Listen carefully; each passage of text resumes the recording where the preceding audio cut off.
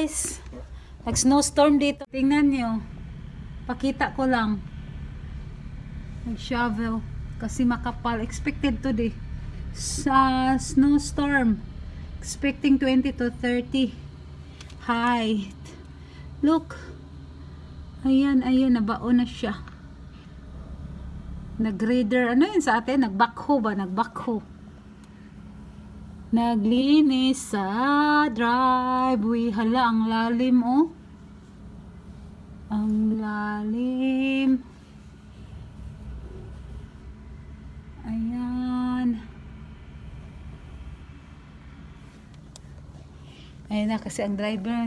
Kaya gagawa itong bayan na ito. Nagbinibideo ako. Ay, knock.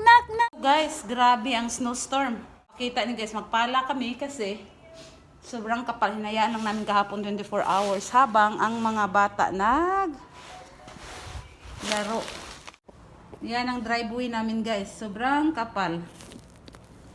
Nalinisan na ng anak ko dito sa harapan.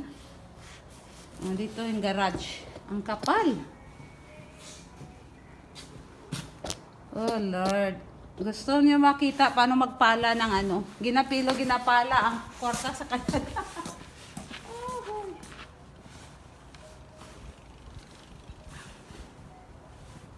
Exercise na to ba? Exercise. Hinaya ang partner. Oy. Kami lang dito guys, trabaho ang asawa ko. Ganito lang to pag snowstorm. Pag hindi naman masyado. Dapat nalinisan to kahapon. Kaso hindi nag-stop ang storm.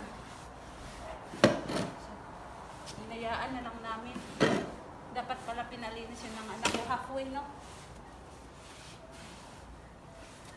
Sana to guys, di kami nagbabayad monthly maglinis kasi gusto ng anak ko kasi grade 9 na, pang allowance na. You found it? No. If it's happening, I'm gonna ask you to pull the car. Road area.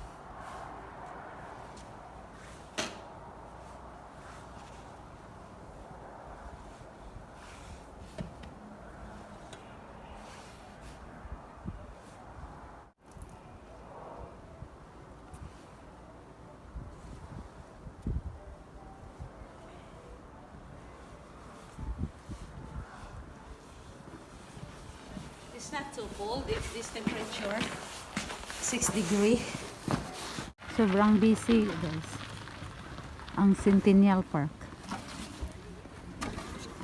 Grabe kasi nag-snowstorm kahapon, so ang daming nag-sled ngayon. So andun na yung dalawa ko, ang sasaya ng mga bata mag-sled. Grabe guys, oh, ang taas. Grabe, taga ano ko. Ito lagpas tuhod. Ayan.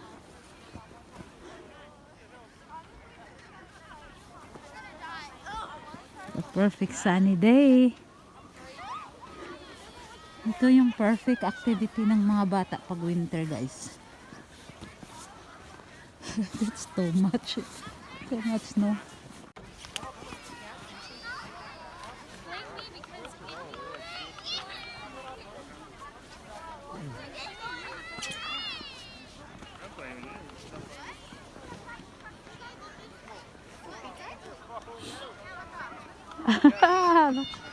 My two boys there.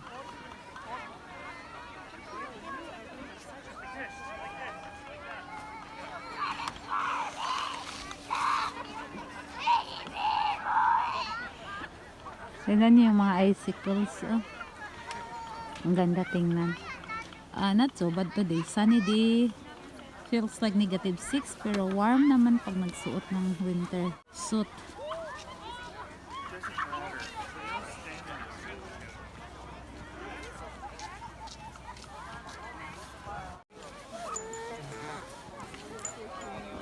Tingnan nyo guys, mga alaga ko, ayaw pang umuwi. Iniilawan na. Gabi na, hindi pa nag-uwian. nagsimuyan na yung iba, oh.